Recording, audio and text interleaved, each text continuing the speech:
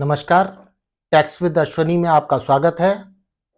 और आज हम बात करेंगे एक नई थ्योरी की, नए कंसेप्ट की, जिसको कहते हैं रेट्रोस्पेक्टिव अमेंडमेंट।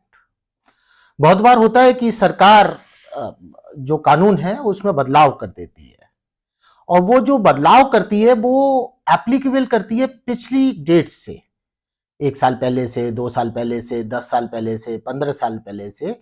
और जब इस तरीके की स्थिति आती है कि जो बदलाव हुआ तो आज की तारीख में है, लेकिन वो पहले की डेट से लागू हो जाता है, तो इसको रिट्रोस्पेक्टिव अमेंडमेंट कहते हैं। अब पहला क्वेश्चन उठता है कि क्या सरकार को ये पावर है कि वो इस तरीके का अमेंडमेंट कर सकती है? यस, बिल्कुल। जो लेजिस्लेचर है उसको ये पावर है कि वो कानून में किसी प्रकार का फेरबदल कर सकती है, और उसको वो प्रोस्पेक्टिव भी लागू कर सकती है और रेट्रोस्पेक्टिव इफेक्ट से भी लागू कर सकती है। ये तो बात हुई सरकार की पावर की। अब अगर रेट्रोस्पेक्टिव इफेक्ट से इसको लागू करना है, तो कानून में ये बात स्पेसिफिकली प्रोवाइड होनी चाहिए कि ये अमेंडमेंट पिछली डेट से लागू होगा, और किस डेट से लागू होगा ये भी मेंशन होना चाहिए। नहीं तो ये प्रिज्यूम किया जाता है कि ये अमेंडमेंट जो आया है, अगर उन्होंने कोई डेट नहीं दी रखी है रेट्रोस्पेक्टिव अमेंडमेंट के हिसाब से कि ये पिछली डेट से लागू होगा, तो ये प्रिज्यूम किया जाएगा कि ये आगे से लागू होता है। एक सुप्रीम कोर्ट का 2014 का जजमेंट है, वाटिका टाउनशिप का, जो इस पूरे रेट्रोस्पेक्टिव अमेंडमेंट के कंसेप्ट को क्लियर भी करता है।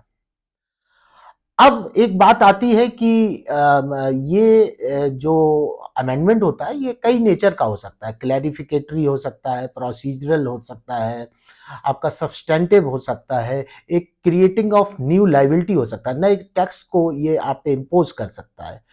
तो जनरली जहां पर क्लैरिफिकेटरी होता है उसको तो रेट्रोस्पेक्टिव मानते हैं, और जहां पर अगर कोई भी कानून में नया टैक्स लग रहा है तो उसको हम प्रोस्पेक्टिवली ही मानते हैं, अगर कुछ नहीं लिखा हुआ है। तो ये बात तो हुई अमेंडमेंट की। अब बात आती है, क्या सरकार ने जो पहले हमसे कह रखा है वो उस हिसाब से हमने अपना काम किया?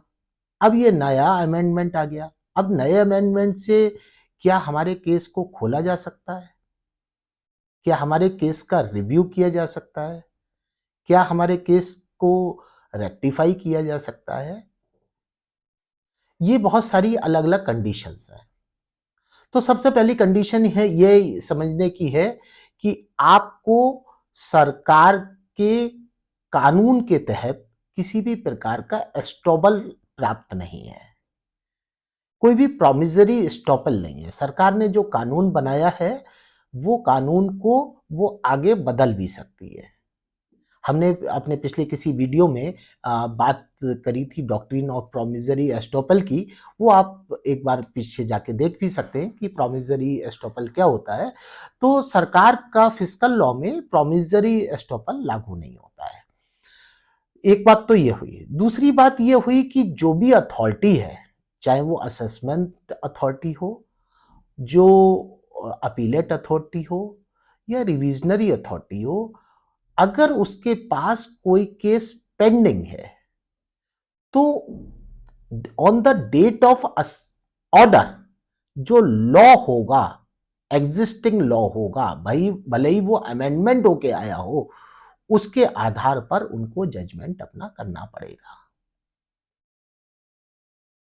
जैसे कोई असेसमेंट प्रोसीडिंग चल रही है, और असेसमेंट प्रोसीडिंग्स में कोई अमेंडमेंट आ जाता है, तो जब वो जजमेंट होगा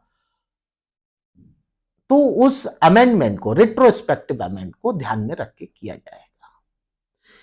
ऐसी अगर कोई अपील चल रही है और अपील के डिसीजन से पहले कोई रेट्रोस्पेक्टिव अमेंडमेंट आ जाता है, तो अपीलेट अथॉरिटी को उसको ध्यान में रख के ऑर्डर करना पड़ेगा। लेकिन एक बार असेसमेंट ऑर्डर पास हो चुका है और रेट्रोस्पेक्टिव अमेंडमेंट आता है, तब इस आधार पर इसको दोबारा नहीं खोला जा सकता। आप इसका रेक्टिफिकेशन भी नहीं कर सकते, आप इसका रिव्यू भी नहीं कर सकते।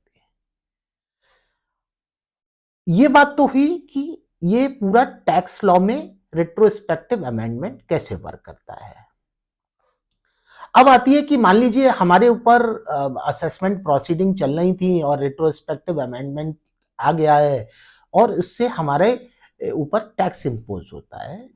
तो जब ये टैक्स इंपोज होता है तो उसके अगेंस्ट हम पर पेनाल्टी नहीं लगाई जा सकती अगर हम पे कोई टैक्स रेट्रोस्पेक्टिव अमेंडमेंट की वजह से लग रहा है।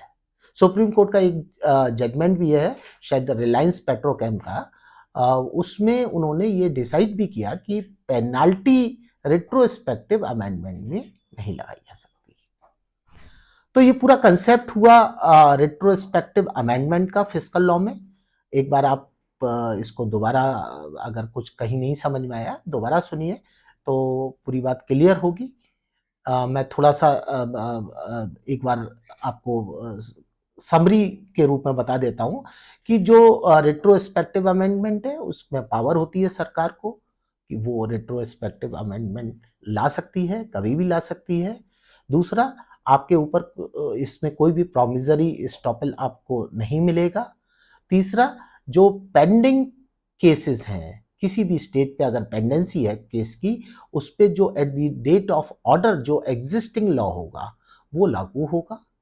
तीसरा, पेनाल्टी रेट्रोस्पेक्टिव अमेंडमेंट के आधार पर नहीं लगाई जा सकती है। तो ये एक समराइज पोजीशन है रेट्रोस्पेक्टिव अमेंडमेंट की। आज के लिए इतना ही काफी।